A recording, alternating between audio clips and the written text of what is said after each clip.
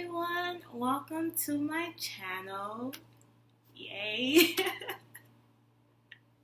My name is Jaslyn Estil-Sauveur, and I know, well, I'm wondering for myself, I don't know if you guys are wondering, but why the heck am I on YouTube now? Yay! Um, I'm nervous, by the way, if you couldn't tell, especially since it's my first video, and I don't quite know what to do, but we'll get past all that. It's whatever. Anyways, why am I on YouTube? Me being on YouTube is actually something that I did not want to do, and it's definitely something that I was asked to do, and so I feel like I should abide and obey whatever. And the person that actually told me to get up on this platform was the Lord Himself, God, Jesus Christ, the Holy Spirit, all of them. And the story behind it basically is over the summer, obviously when everyone was in quarantine and stuff, I decided to grow on my relationship with Christ. And mind you, quarantine is starting in summer. It started back in March. On my birthday, actually, but we're not going to get into that. So it started back in March, but March to May-ish, June, I was kind of in this phase of just still trying to adjust from having a very, very busy life to having a very slow life, and seeing the same 3 people every day, which was my brother and my parents. And literally me being home on quarantine, I feel like everyone can relate to this, especially Christians. This was probably the best time for them to grow in a relationship with Christ, because they literally had no excuse to say, I'm tired, I'm busy, any of that, because we literally had nothing to do. But if you're in college, go to school. If you're in high school, whatever education level you're in, you're probably your only responsibility was to go to online classes or whatever, or go to work virtually as well if your work allowed you to do that. And so I could have used that opportunity back in March to May, June to start growing on my relationship with Christ. But like I said, I was still adjusting to having such a busy life, to having such a slow life. And even back in March, I was convincing myself, I was like, great, now I have no excuse, like I said before, not to work on my relationship with Christ, not to read my Bible every day, not to pray. I don't have an excuse not to pray every day. I don't have an excuse not to worship every day. And I really didn't have an excuse, but for some reason, being home, I just could not get into the groove of things. And also during the second week of quarantine, I believe my grandfather ended up getting COVID and stuff, and so dealing with that, and trying to adjust to my my new life, it was just a tad bit hard. And he did end up passing in April. He was a tough one. He was a tough one. I have to give that to him. And so, yeah, all that happened. It wasn't until, like I said, May, June, when I actually started working on my relationship with Christ. And when I say working on my relationship with Christ, I mean growing on it. Because when I went to Howard, or when I came to Howard, I started to learn Christ for myself. And it was literally the best thing in the world. Literally the best thing in the world. And the reason I say that is because all my life I was literally born in a church. The church I go to back in my hometown is actually a church that my grandfather founded. He was one of the founders. He's not the only one. And I didn't find that out until he passed away in April, which was really cool. But anyways, that's besides the story. But I literally was born in a church. And I always grew up listening to what my pastors had to say about Christ, listening to what my parents had to say about Christ, listening to what my Sunday school teachers had to say about Christ. But little did I know Christ for myself, because I was so used to hearing what everyone else had to say about God and Jesus, that that's how my whole Christianity was shaped, if that makes any sense at all. But once I got to Howard, I was literally on my own. I didn't have my friends. I didn't have my family. I was by myself. I decided I was left with 2 decisions, which was to either continue on my path with Christ, or just to get sucked into the undergrad life, with the parties and all these other things that a young person loves to do when they're on campus or whatever. I don't know. But anyways, I ultimately chose the decision to continue on my path with Christ. And that was one of the most fulfilling and amazing decisions I ever made in my life, because like I said, I was able to find my identity, my true identity in Christ, and not the identity that was given to me by my family and my pastors and my Sunday school teachers.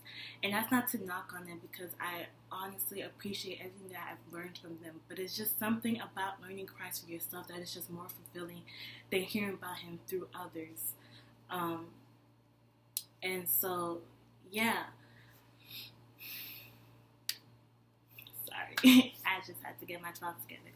So, like I said already, I was growing in my relationship with Christ over the course of my years at Howard, to the point where I ended up deciding that yes, I'm ready to get baptized, because my faith and my spiritual life was just growing and growing. I was starting to hear God more and more, and like my love for God started to grow, and I started to love God for who He is, and less of what He has done for me, what He can do for me.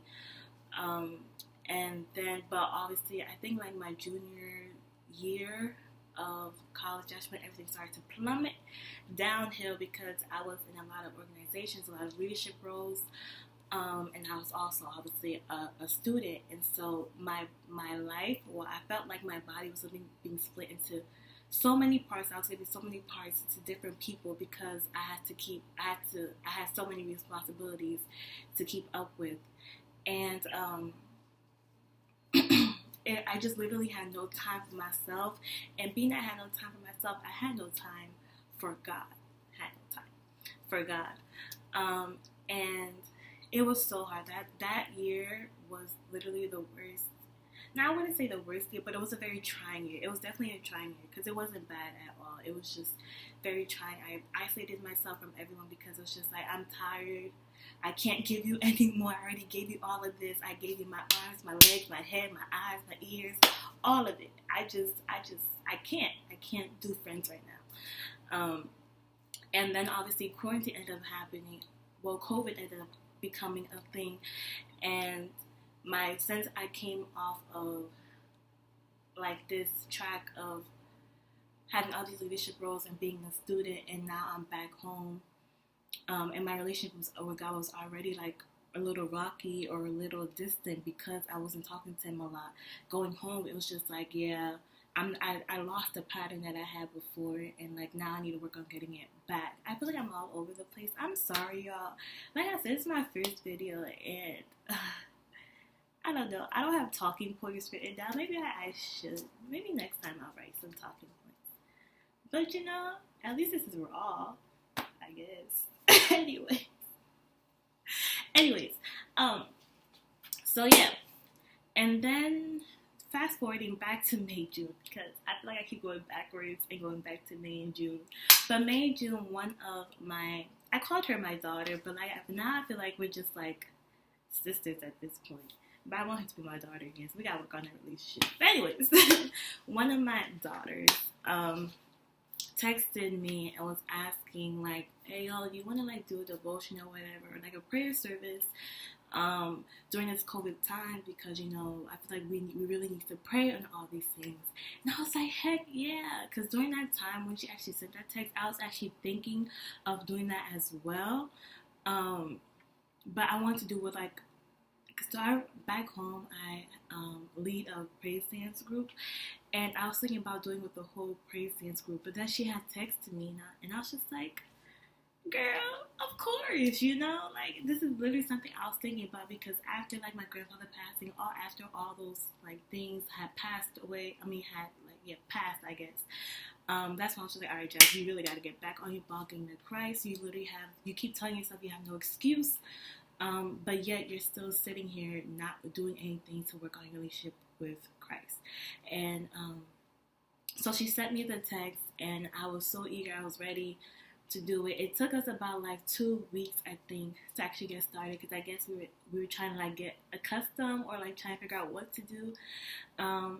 And from there on, like we were having prayer services or devotions, like I think 3 times. I don't know how it started, how many days we started off, But over time, it became like a three times out of the week type of devotion thing. I'm trying to make sense. I'm sorry if I don't, but I'm trying. I'm really trying. So basically, 3 days out of the week, we will meet up and have devotion. I think our days over the summer was Monday, Wednesday, Friday. And obviously at the start, like we were really trying. What were we trying to do? In the beginning, what we were trying to do was we were trying to really figure out how to actually have a prayer service. So it was like a test. It wasn't a test or a trial or anything, because we just went in there, we sang, we prayed, and like one of us was designated like with was given the role to give the word, I guess. Yes, give the word. And what I was trying to say before was, in the beginning, like we thought like we were doing really good. We thought that we were really feeling God's presence, but literally, honestly, I feel like we didn't. We thought we did, but we didn't. And the reason why is because around like August, mind you, August was the time I was moving back to DC, Maryland, whatever, for school. But when I tell you, like around August, September, when we were doing our devotions, obviously our schedules changed because we were all in school, and so we couldn't do Monday, Wednesday, Fridays anymore. But around August, September, like when we were doing our devotions, when I tell you the Holy Spirit was in there, like he was in there. He was in there deep,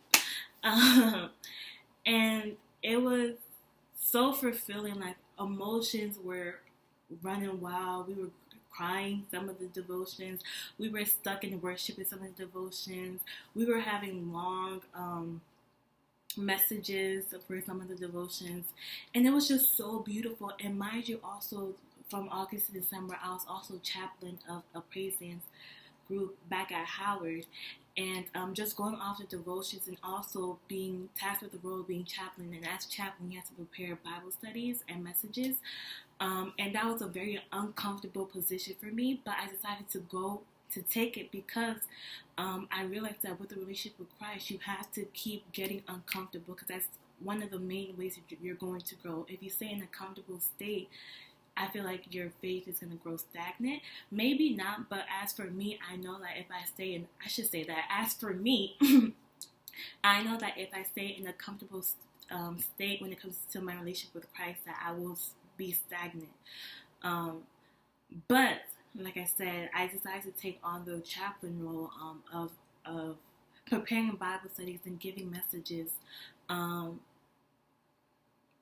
to grow, to get into that uncomfortable stage, because obviously doing devotions with friends is so much easier because you actually know these people. But doing devotions for like a group of girls at your school that some of them you know, some of them you don't know, that's whew, I wonder what these girls are going to think, and it shouldn't be like that. If you're going to do something for God, it shouldn't be, I wonder what these people are going to think, because ultimately it doesn't matter. If God's telling you to do something, you do it. But it's obviously easier said than done, because sometimes a lot of things that we're asked to do, we don't want to do, and we end up not doing it. But anyways, that's the topic for another day. I hope y'all see my personalities in this video, because this is literally how I am in person. And if my friends watch this, you already know what the deal is. Anyways, and I laugh a lot, especially when I'm nervous. So if you hear me laughing a lot, I'm nervous. Yes, but back to the story, because I keep getting sidetracked. Oh my gosh. So I took on this chaplain role, and being a chaplain where I'm giving Bible studies every Tuesday, to also doing devotions with my friends back home, was so spiritually enriching. And when I say we definitely felt, like I already told you how we felt the Holy Spirit, because our emotions were running wild. Not only our emotions, but like our lives started to change.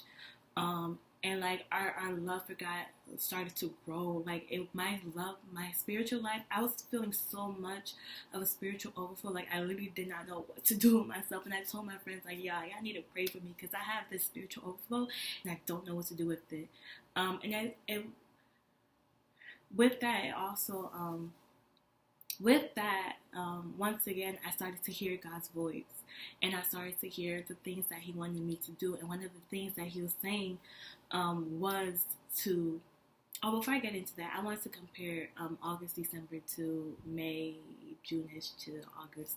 So, like I said, obviously our emotions running wild, and we were just experiencing God in a new way, and we actually felt His presence. And so our sermons began to work deeper. We were taking more time. We were taking our time more when it came to preparing services, when it came to seeing what we need to pray about, and also just worshiping also became more. It became less of like a routine and more of just like something like to really impact us, or something to really feed us, to get us through the next couple of days, and the next time we're going to see each other. And back in May, June to August, it was more like, this is really fun to do. Like, it was more like, oh, this is so fun. Like, I love doing this. Instead of just like, am I really like, or am I growing on this, you know? So yeah, we started growing or whatever. And like I said, I was experiencing spiritual overflow, and I was starting to hear God's voice more and more. And one of the things that He was telling me, because I was talking to God, and I had gone on many social media fasts. I mean, not many. I went on like 2 social media fasts. And the first one was when, was it George Floyd was the first one? I think George Floyd was the first one. When everywhere I was going, everywhere I was seeing was just like so much hate and so much unrest and just all these things. And like for me, it was literally affecting me mentally. It was just like I was becoming very sad and depressed. And when I say depressed, I don't mean like depression, just like very sad basically. I was going in my mind was just like not there, and I didn't like it. And so I decided to take a break, and I took a break for like a while. And then I took another break back in one of these past few months. I don't remember, guys. I'm sorry. Once again, bear with me. But anyways, and it was during one of these social media fasts and stuff, and I was hearing God's voice. I was talking to Him because I was like, I want to be able to use my platform for some good. Like when I go back on social media, I don't want to go back the same way I did before. I don't want to go back just like to be nosy or just like to see what's going on with everyone and stuff. Like I wanted to actually be impactful. And another thing I was thinking about was just like these people, especially during COVID times, where like a lot of people are probably trying to work on their spiritual lives, or a lot of people are probably trying to figure out about God, but they have no way to do that because there's no more the human interaction has decreased or whatever, being that we all have to be quarantined. But my main thing was just like I really want to use my platform for some good, and when I mean good, I mean like I wanted to transform my platform into something more spiritual and like more fulfilling, just like bringing people to Christ. My main goal was to bring people to Christ, and that was a big thing for me because when it comes to sharing the gospel, I get so nervous, and I know it's one of the things that we're supposed to do is we're supposed to disciple, bring others to Christ and disciple people and stuff. But like literally, especially in school when I was tasked to disciple people, because I was in a lot of Bible study clubs, it was like I was just like, huh? You want me to do what? Or like when they tell me they challenge me to spread the gospel to one person, at least one person that week. I'm like, you want me to do what? You want me to walk up to a stranger and just start spilling the gospel or whatever? But it's just something that I was just that made me so nervous, but it was also something that I prayed about because I wanted to get to that level where I could just be so bold for Christ, and like I could just walk up to someone and just be like, hey, do you know Jesus? Let me tell you a little about Him. Do you know God? Let me tell you a little bit about Him. But yeah, and where was I going with this? Yes, so I asked Him, how can I use my platform? What exactly, not how can I, but what did He want me to do and how did He want me to do it? And this and none said, asked me, like, well, he didn't ask. I don't know if he asked. You know what? I just know that he, after I was talking to him all this time, asking him this thing over and over again, the one thing that kept coming to my mind, or the one voice that I kept hearing, was YouTube, YouTube, YouTube. And I'm just like, YouTube? What the heck? Why YouTube? And the things that I was thinking was like, everyone is on YouTube now. Like, everyone's trying to be on YouTube. And stuff like, am I really going to be impactful on YouTube? Are people really going to want to watch my videos? Because I feel like everyone's going to be like, oh, here's another YouTuber. And the thing is, like, my goal is not to be another YouTuber. My goal is not to do the things that YouTubers do or whatever. I don't know where I'm trying to go with this, but I just know, like, when I come on here, it's strictly because I want to deliver a message. I want to deliver whatever God has told me to deliver, and that's exactly why I'm on here today. It took me 10,000 years to say this or get to this. I don't know why it took me so long to say this, but that's literally why I'm on here today. It's because the Lord, when I was asking the Lord how to use my platform for Him, how to better my platform for Him, one of the things that He kept saying, one thing that He kept telling me was YouTube. And like, I prayed about it over and over again, because I was just like, I really don't want to do it. I really don't want to do YouTube. One, I'm nervous about it. Two, like, I'm scared to, like, to promote it and stuff, and like, I just don't want to be classified as that another YouTuber. There you go. I don't want to be classified as another YouTuber trying to make money and this, that, and the thing. But the crazy thing is, like, my goal is not to make money. My goal is not to to make money. I don't know what another goal would be. But anyways, but like I said, my goal is just to reach out to people, reach souls some way, somehow. And I'm still going to try to do that, like, face to face if I can, especially with my work environment. I've been praying about that as well, just with this new job that I've been blessed with. I want God to tell me how to be used. I want God, how to be used by Him in this new work environment and stuff. But I know I talked your ears off. If y'all made it all the way to the end of this, thank you so much, because would I even want to watch the whole thing? I don't know. But if you did, thank you so much. But yeah, I guess I gotta do the YouTube thing where you say like, comment, and subscribe. You might gotta turn on your post notifications. You gotta do that. But if you want, you can always dislike if you want, because I know there's always gonna be someone that wants to dislike, and that's cool too. That's cool. That means you watched it, and I care. I like you for that. But yeah, just like, comment, and subscribe. And I don't know what's to come with these next few videos. I have to talk to God about that, because I really don't know what I'm gonna put out on this channel. I just know that it's whatever's out is because God told me to put it out. So yeah, just pray for me, y'all. Bless this channel. Bless the people that are going to watch it as well. And just, I pray that this channel actually does what it needs to do, and reach the souls that it needs to reach, and that I am able to counsel people. Also, I'm not like, I know I'm gonna mess up. I know I'm probably going to say things that you're like, Jasmine, what are you talking about? Or Jasmine, are you sure this is what the Bible says? And stuff like that. Just bear with me. I'm not like them, like, not a pastor. I don't know the Bible in and out like that. This is a learning thing for me. And that was another thing that I was worried about. I'm sorry, y'all. That was another thing that I was worried about, was just knowing that, like, I feel like I'm not spiritually there to even have a channel with the Lord. But like, sometimes you don't always have to be spiritually there. The Lord a lot of times the Lord uses even just like people who do not believe in Him to do His work. And so I believe that even though I'm not 100% versed in the Bible, I don't know the Bible in and out, that the Lord can still use me. And He can still use you too, if you try to be used by Him, you know. But I'm going to end it off right here, because I don't want to keep ranting or like talking your ears off. It's already like, my time says 24 minutes. That's a long time. 25 about to be.